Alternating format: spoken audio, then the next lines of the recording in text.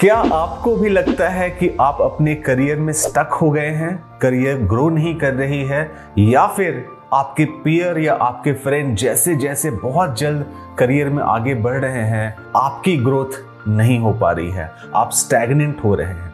अगर आप इस सिचुएशन में हैं तो ये वीडियो आपको अंत तक जरूर देखना चाहिए, क्योंकि इस वीडियो में मैं आपके साथ बहुत सारे ऐसे एक्सपीरियंसेस और टिप शेयर करूंगा जिसके द्वारा आप अपने करियर में बहुत फास्ट ग्रो कर पाएंगे, स्टैग्नेंट नहीं रहेगी और आप अपने करियर के एंड ऑब्जेक्टिव को बहुत जल्द से जल्द अचीव कर सकते हैं।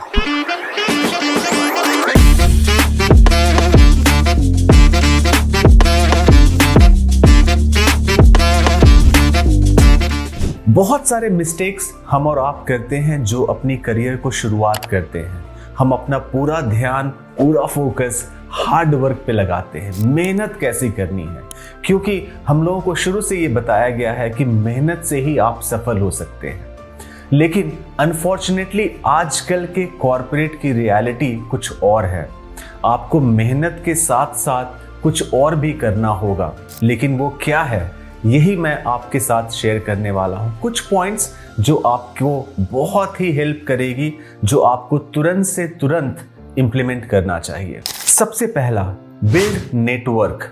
आप मेहनत करते हैं, आपको करियर ग्रोथ कब मिलेगी? जब आपको एक नए प्रोजेक्ट मिलेंगे, एक नई रिस्पॉन्सिबिलिटी मिलेगी, नए रोल मिलेंगे, नए ज्योग्राफी एरिया में काम करने को मिलेगा, तभी आपकी करियर ग्रोथ होगी। और ये सारा करने के लिए सिर्फ आपकी हार्ड वर्क इम्पॉर्टेंट नहीं है, एक आपको नेटवर्क बनाना पड़ेगा विद इन द ऑर्गेनाइजेशन। सबसे पहली चीज है, आप उन लोगों को आइडेंटिफाई करें जिनके ऊपर आपकी करियर उस कंपनी में डिपेंड करती है, और फिर आप ये अंडरस्टैंड करने की कोशिश करिए कि उनकी रिक्वायरमेंट क्या है। Are you working as per their expectations और नॉट? दूसरी चीज है, उनसे आप सीखने जाइए, आस्क फॉर टाइम, कुछ समय उनसे मांगिए। आपने जो काम किया है उसके ऊपर उनकी इंसाइट, उसके ऊपर उनकी फीडबैक मांगिए। एक रिलेशनशिप आपको over a period of time बनाना पड़ेगा। ये हो गया internal network within the organisation. दूसरी नेटवर्क के ऊपर आपको काम करनी पड़ेगी जो कि ऑनलाइन होती है, कंपनी के बाहर। आप किस भी एरिया में हैं, मान लीजिए आप ह्यूमन रिसोर्सेज में काम करते हैं, तो ह्यूमन रिसोर्सेज में बहुत सारे जो रिलेटेड कंपनी हैं, HR हेड्स हो गए, HR मैनेजर होंगे, जो आपके सीनियर हैं, उनसे आप कनेक्ट करिए, उनसे सीखने की कोशिश करिए, क्योंकि हर चीज़ आपकी कंपनी में नहीं हो रही होगी, हर चीज़ आप नहीं जानते होंगे। तो ये बहुत इंपॉर्टेंट हो जाता है कि आप बाहर के कंपनी से, बाहर के लोगों से भी आप सीखिए और एक ऐसा नेटवर्क बनाइए जिससे ना कि आप अपने करंट रोल में अच्छा कर सके, बट एक डिपेंडेबल रिसोर्स भी हो सके, ताकि फ्यूचर में अगर आपको कुछ सीखने की ज़रूरत हुई या फिर जॉब की ज़रूरत हुई तो आप उनसे कनेक्ट कर सकते हैं और उनके ऊपर डिपेंड कर सकते हैं। दूसरा स्टेप है lack of career planning. Now, जब आपको 1 लाख रुपए मिल जाते हैं तो आप बहुत सारी फाइनेंशियल प्लानिंग करते हैं कि उस 1 लाख को कहाँ इन्वेस्ट करना चाहिए, कहाँ इन्वेस्ट करें ताकि आपको रिटर्न ज़्यादा मिले। फिक्स डिपॉजिट करना है, SIP करना है, या सेविंग अकाउंट में रखना है, या शेयर्स में इन्वेस्ट करने हैं। तो ऐसे आप प्लानिंग करते हैं ताकि आपकी रिटर्न ज़्यादा से ज़्यादा हो सके। अनफॉर्चुनेटली जब करियर की बात आती है तो आप या मैक्सिमम लोग करियर प्लानिंग नहीं करते हैं। तो एक करियर पाथ बनाना, एक करियर की प्लानिंग करना नेक्स्ट 5 से 10 साल के लिए बहुत जरूरी हो जाता है। Ignoring the company culture is another mistake which we all do. हर कंपनी की कल्चर अलग होती है। फॉर एग्जाम्पल, अगर आप ट्रेडिशनल कंपनी में जाएंगे तो वहाँ की कल्चर बहुत ही अलग होती है। एक IT कंपनी में जाएंगे तो वहाँ की कल्चर बिल्कुल अलग होती है। एक स्टार्टअप में जाएंगे तो कंपनी अलग होती है। कंपनी की कल्चर ज्योग्राफी पे भी डिपेंड करती है। अगर आप मेट्रो में काम करते हैं तो कल्चर अलग हो सकती है। आप एक छोटे शहर में काम करते हैं तो वहाँ की कल्चर अलग होती है। किसी भी कंपनी में 2 तरीके के कल्चर होते हैं, एक जो आप देखते हैं और दूसरा जो हिडन होता है। तो आपको आपके कंपनी की कल्चर को बहुत जल्दी अडॉप्ट करना पड़ेगा। आप कंपनी की कल्चर को इग्नोर नहीं कर सकते हैं, और ये मिस्टेक मैक्सिमम करते हैं, और आप देखेंगे कि बहुत ही जल्द जो लोग कंपनी के कल्चर को अडॉप्ट नहीं कर पाते हैं वो अपने आप को अनकंफर्टेबल फील करते हैं। उनको लगता है कि मैं कहाँ आ गया, इस कंपनी में शायद मैं फंस गया। ऐसा नहीं है। तो आपको कंपनी की कल्चर, वहाँ के लोग कैसे हैं, टीम कैसी है, उसको बहुत जल्दी अडॉप्ट करना होगा और उस हिसाब से अपने आप को कंडक्ट करना पड़ेगा, उस हिसाब से आपको काम करना पड़ेगा।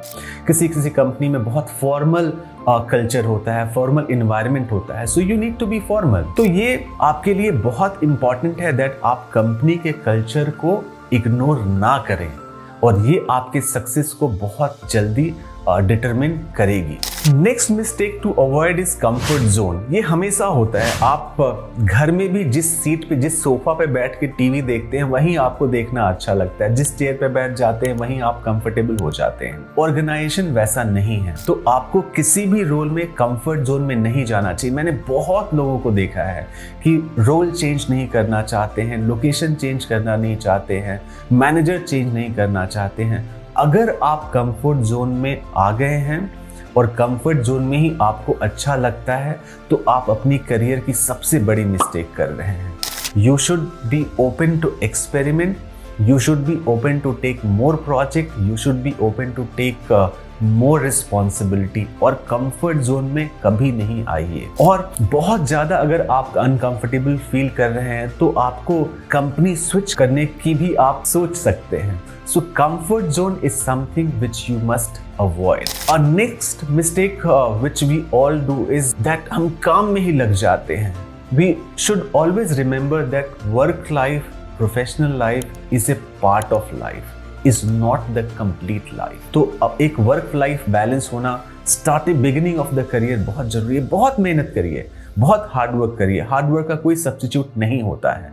एट द सेम टाइम थोड़ा सा समय आप अपने लिए, अपनी फैमिली के लिए, अपनी कॉम्पिटेंसी बिल्ड करने के लिए, अपने पैशन को परस्यू करने के लिए ज़रूर निकालिए। एक वर्क लाइफ बैलेंस होगा तो आप अपने करियर को स्ट्रेच कर सकते हैं।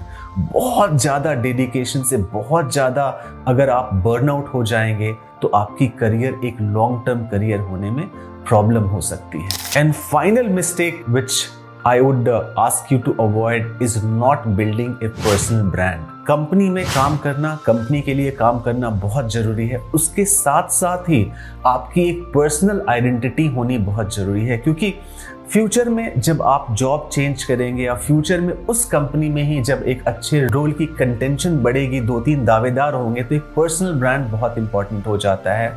तो एक पर्सनल ब्रांडिंग आपके प्रोफेशनल एरिया में, पर्सनल एरिया में, या फिर जैसा भी एक आप पर्सनल ब्रांड क्रिएट करना चाहते हैं उसके ऊपर आप जरूर फोकस करिए। तो ये कुछ ऐसे मिस्टेक हैं जिसको आपको अवॉइड करना चाहिए ताकि आप अपने करियर में बहुत फास्ट ग्रो करें, आप अपने करियर में स्टक ना फील करें और आप अपने करियर गोल को, प्रोफेशनल गोल को जल्द से जल्द अचीव करें। I hope this video was useful. Let me know in your comment box what more career mistakes you are avoiding so that I can learn from you also. I will be happy to support you in any manner. If you have any question, any comments or any suggestion, please write in the comment box and I would be happy to answer each one of your queries and also learn from each one of you.